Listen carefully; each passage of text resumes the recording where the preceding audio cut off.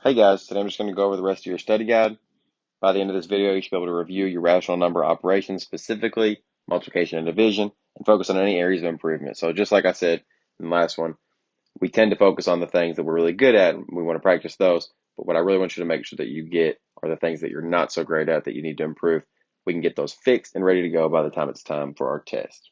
So go ahead and get back out your study guide and make sure you are ready to go.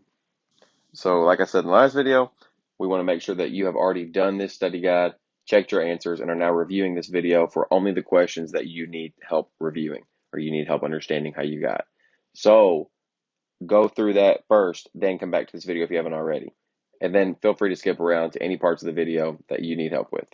I'll go ahead and start with number 18. In this section, I'm multiplying rational numbers with the distributive property. That means there's a few different strategies we could use here. It's telling us to distribute, so I'll show you how to do this with the distributive property. Then I can just show you like normal as well. So you can decide which way you think would be easier. So the distributive property means that the thing on the outside goes to each one on the inside. Each one gets one.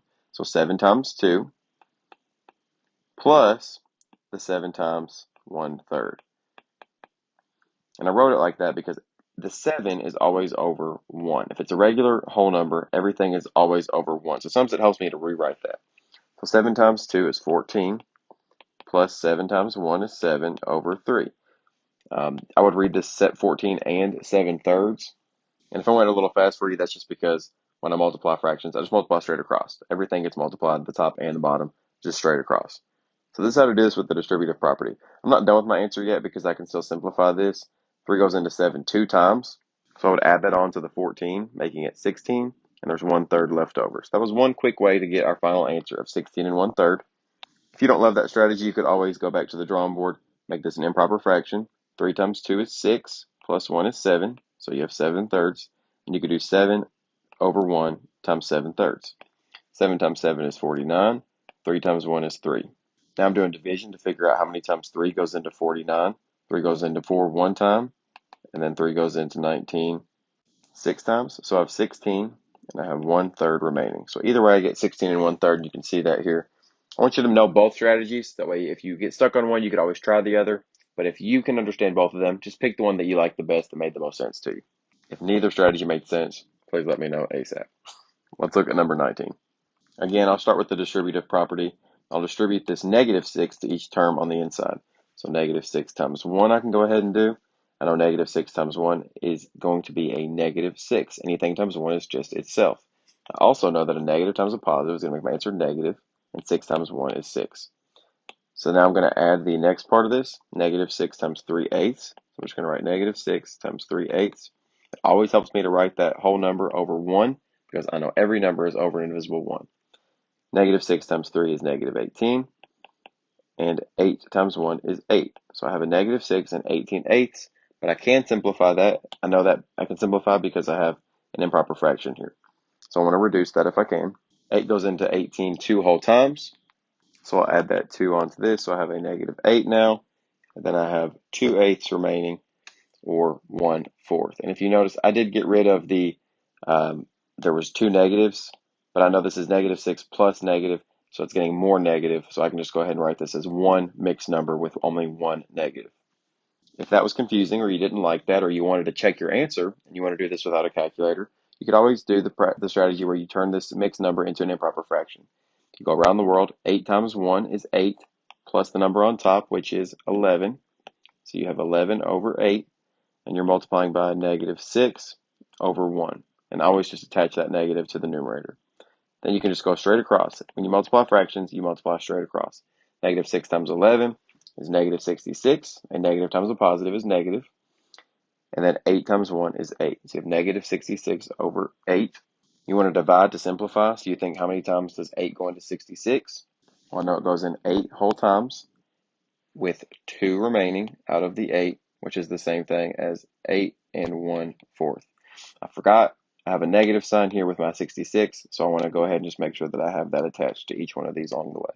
Let's look at number 20 with the distributive property, then we can look at it like we were doing the last two.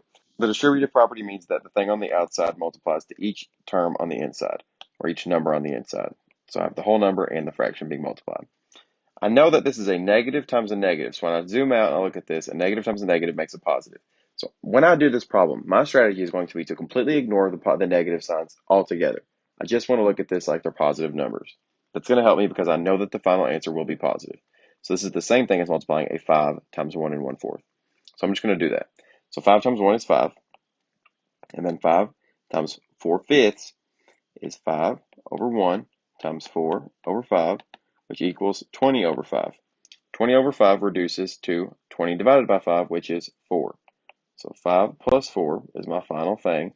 And I know that I can simplify that further because 5 plus 4 is 9. So I don't want to circle 5 plus 4. I want to circle my final answer of 9. Just one more time in case we didn't get it. I know that it's a positive 9 because a negative times a negative is always going to be positive. All right, so let's get into these practice problems. So this next section is just multiplying and dividing rational numbers. We'll start with this top row of integer values. So we'll do 16 times a negative 12. What I look at first is a positive times a negative is always going to be negative. So I know my answer is going to be negative. Then I just do 16 times 12 like normal. And then there's a ton of different strategies to do 2-digit by 2-digit multiplication.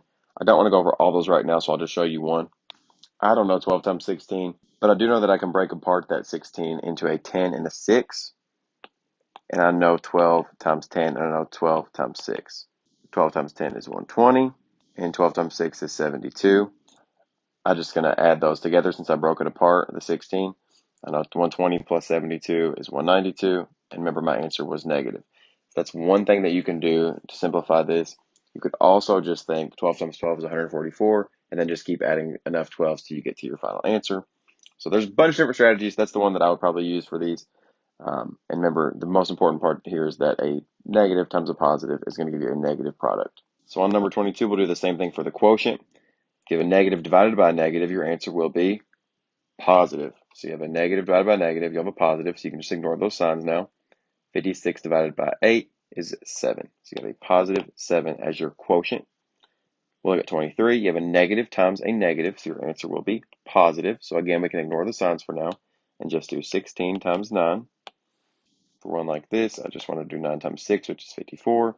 9 times 1 is 9, and then add the 5, so you get 144 as your product. I think on the answer key it says negative 144. That's not true. It's a negative times a negative. That's just a misprint on the answer key. It should be a positive 144. So if you found that mistake and you came to check that question out from the study guide, you have a secret for the test. If you turn in your study guide completed, I will give you a free 10 points on your test. So I could bump your grade from a C to a B. So if you found that mistake on the study guide, you came to this question, you now have a secret for the test. You get a bonus 10 points if you turn in your completed study guide. Okay, let's go ahead and look at number 24. Now we're going to be starting in this section to multiply and divide with decimals. So these are another type of rational number. And I'm just going to go ahead and give you my quick strategy for this. I would just ignore the decimals, get my answer. I got 1246. And then I will go ahead and add, since there was a decimal here and a decimal here after 2 places, you just move the decimal over 2 places. So 12.46 is your answer. Then you need to look back and see if it's positive or negative. It's a negative times a positive, so my answer should always be negative. Be your final answer for that one. You could also check this on a calculator to make sure and double check, because in a problem like this in real life, you would have a calculator. Here's my work shown for 25. Whenever you have a problem like this, I just write it like ignore the decimals, write it like a long division problem, and then I'm going to add the decimals in. I know it's a positive divided by a negative, so it's going to be a negative answer. So this is my work. You can compare it to yours. Listen, people, this is a problem I would just pull out the calculator for. I wouldn't be messing with all this without a calculator. The same thing goes for 26. I just ignored the decimal places by moving them both over to the right to make them both whole numbers. I know that this is a negative divided by a negative, so my answer is going to be positive. This is just my work shown for this. I just divide like normal. I don't know. Again, check with a calculator. If you have one available, use it. However, for 27 through 29, these are a lot easier because they are multiplying fractions. We love to multiply fractions. This is actually so easy to multiply and divide fractions. So what we're going to do for number 27 is I know it's a negative times a negative, so it's going to be a positive answer or a positive product. And I just multiply straight across. When I have fractions, I just being multiplied, I just go straight across. So 6 times 3 is 18. 7 times 4 is 28. And that's it. Then I just check and see if I can simplify it. I know they're both divisible by 2 because they're both even numbers, so I'll just divide both by 2 to get an equivalent fraction. of 9 over 14, and then I'm done because there's nothing else that goes into 9 and 14. That's it. Just multiply straight across. Saw that my answer was going to be a positive because a negative times a negative is positive. And multiplied straight across and simplified. That's it. For 28, we have a division problem. So you should know that we never ever divide fractions. Instead, we want to keep, change, flip. So I always keep the first number, negative 8/9, change the divide to a times, and then flip the 2/3 to 3/2. Then I just multiply straight across. So negative 8 times 3 is going to be a negative 24. And then 9 times 2 is, sorry, I didn't mean to put that. 9 times 2 is 18. I think how many times does 8 go into 24? It goes in one whole time with 1/3 remaining after you simplify. It's going to be a negative answer because it's a negative divided by a positive. So your answer will be negative.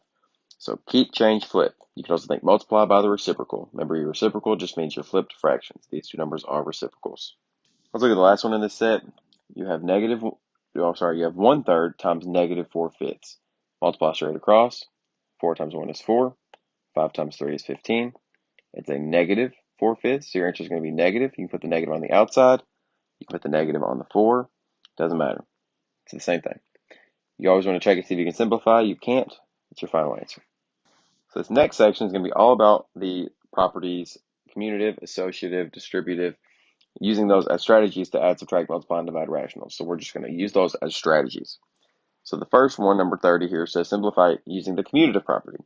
So the commutative property would make this easier. So instead of going just straight across, we can rewrite this problem. So I'm going to rewrite it with the negative 8.9 and the negative 1.1 together. I know if I do that first, I know that 9 and 1 would make this have a 0 at the end. So it could be a little bit easier if you have a base 10.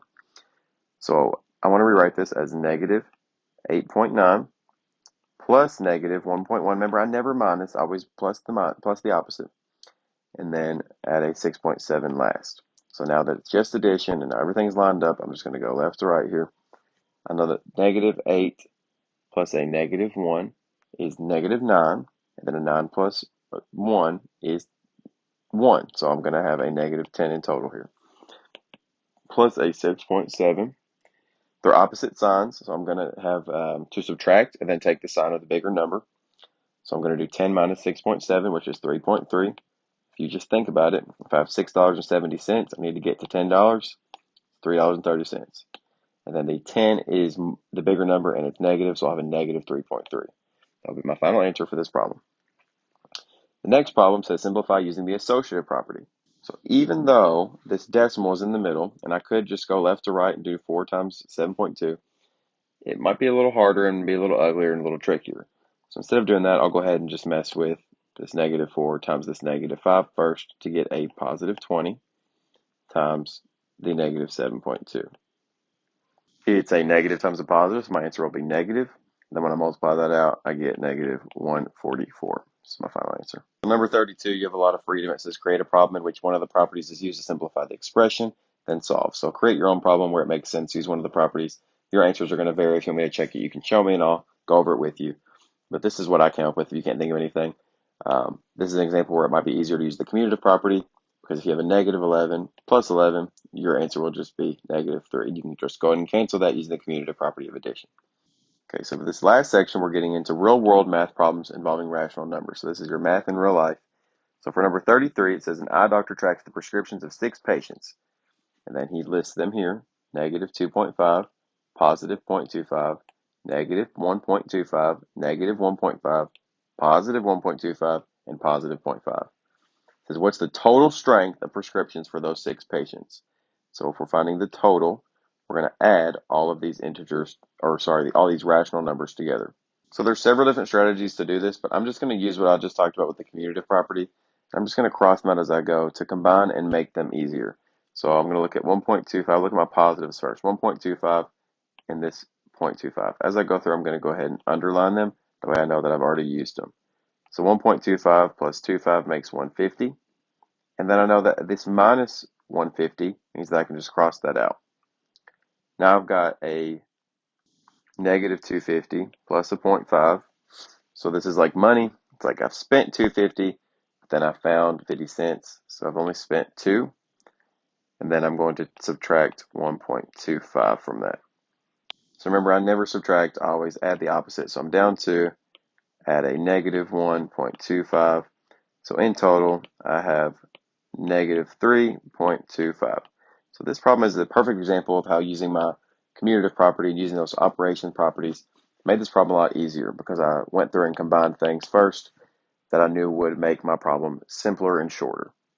When you do that, not only is that good for lazy people like me, it's also good because you're less likely to make mistakes. Number 34 says Lainey walks 1 2/3 miles to school from her house and rides the bus home. If she walked 5 days last week, how many total miles did Lainey walk? Just like the last one, we can use one of the properties that we've learned to make this easier. We can do the distributive property, multiply 5 times 1, which is 5, 5 times 2/3, which is 10/3, simplify, and then combine everything and end up with 8 1/3 that way.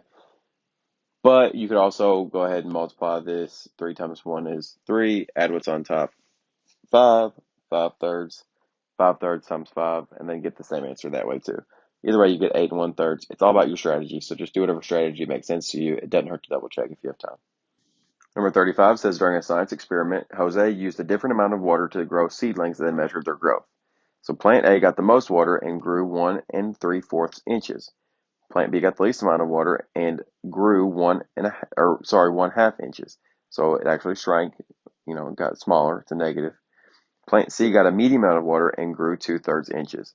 What was the total growth for all three plants? So we're going to be adding here. I'm going to start by making plant A 1 3/4 from a mixed number into an improper fraction. 4 times 1 is 4, plus the 3 on top is 7. So I have 7/4 for the first one, minus 1/2 for the second one, plant B, and then plant C plus the 2/3. I have 3 different denominators. I need them all to be the same. So I can go one step at a time, or I can make them all the same denominator and then just do 3 steps.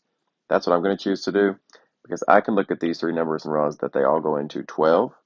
If I were to list out the numbers that they go into, their factors, their multiples, whatever you want to call them: 4, 8, 12, 2, 4, 6, 8, 10, 12, 3, 6, 9, 12. 12 is the first number they all go to. So I'm going to make these all out of 12. So I'm going to rewrite these as equivalent fractions out of 12. So there's me showing my work in the green. That's what I multiplied by each fraction to get it to its equivalent fraction out of 12. You also notice that I took this minus, turned into a plus negative. I never subtract, I always add the opposite. Now they all have the same denominator. I can just add what's on top. I'll just go down the line. I'll do 21 minus 6 first, which is a positive 15. 15 plus 8 brings me to 23. And I keep my denominator 12. Then I want to simplify if I can. I know that 12 goes into 23 one full time, with 11 out of 12 remaining. So that's my final answer. The total growth for all 3 plants was 1 11/12 inches. So 36 is the last question. It says Jeremy is $124.60 in debt to his grandparents. He determines that he can pay them back in 5 months. What effect will his repayment have on his monthly bank account? So he's going to take this total, 124.6. He's going to divide it between 5 months. And we want to know what the effect will have on his monthly, on each month. That's our clue that this is going to be a division problem. So you think, how many times does 5 go into 12? 2 times evenly, and you just keep going down the line. You're going to divide this all the way out, and you'll end up with $24.92. This will be the effect that it has on his monthly bank account. However, it is a debt, so it will be negative. So it has to be a negative $24.92. You can also put that dollar sign. So instead of writing negative right on it, I want to write the dollar sign first, and then put a negative on the outside of that. So a minus $24.92 or a negative $24.92 will be your final answer for number 36. All right, guys, that's it. If you made it to the end of this video, that means you completed your study guide. Congratulations. Here's a cute picture of Puppy to cheer you up from the misery that it took to do that study guide. Hope that wasn't the worst thing in the world, and you've reviewed a lot of stuff. So now I want you to go back and make sure that you've practiced anything that you need to from the study guide. And if you have any other questions about how to do anything that you missed, please let me know. Let me know if you need anything. Bye!